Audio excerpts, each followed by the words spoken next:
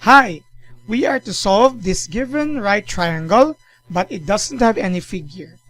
We are only given with the details here together with two different measurements. But we are sure that it's a right triangle because we have one angle that is already considered as right. If we have that, that means we are sure that the other remaining angles will be acute and it's a right triangle. We are also given with two side measurements. So in order for us to determine which area is to be solved, let us try to add this figure. Let's just assume that my figure is accurate. So I have here, this is our 90-degree here, that's your right angle. This is where I'll be placing B. That would mean here is our side B. Here is your, you will decide later. But there are other three vertices to be used.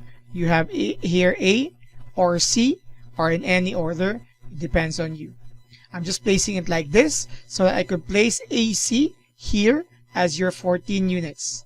In short, AC is the side directly opposite angle B. That's your hypotenuse.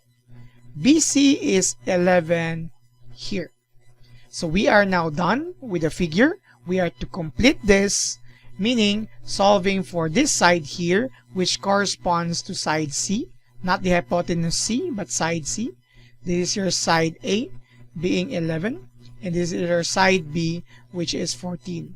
Please not confuse with the notations because this is based on the given right angle, which is B. And we don't know the measurement of these two angles here. So when you're given with two side measurements, the first thing that you can solve is your hypotenuse.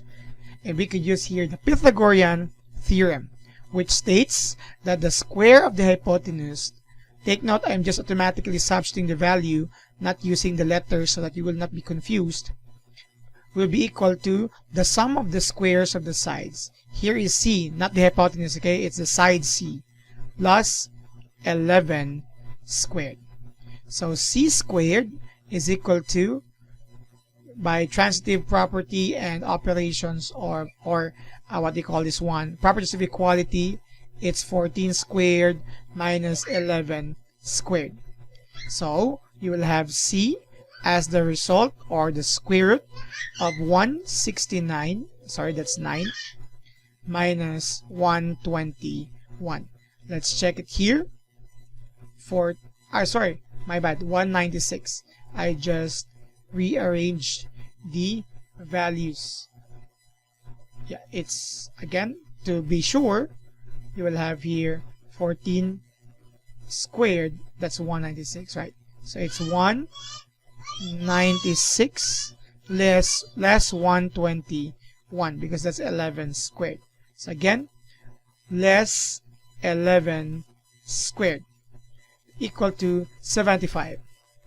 So we also push equal here and take the square root of the answer. You could have this result. Now, it's okay to use this rounded off into two decimal places. So this is approximately 8.66 units. Or you could also use equality with the result of square root of 75. That's actually 5 square root of 3 units. Either way, we will not be using this later to solve for the angles because we will just be using the intended values or the given values rather. I use approximation here because it's a rounded off value, but for radical expression like this, we can use equality. Now that we are done with this side, take note C stands for the leg, not the hypotenuse because that's based on the given.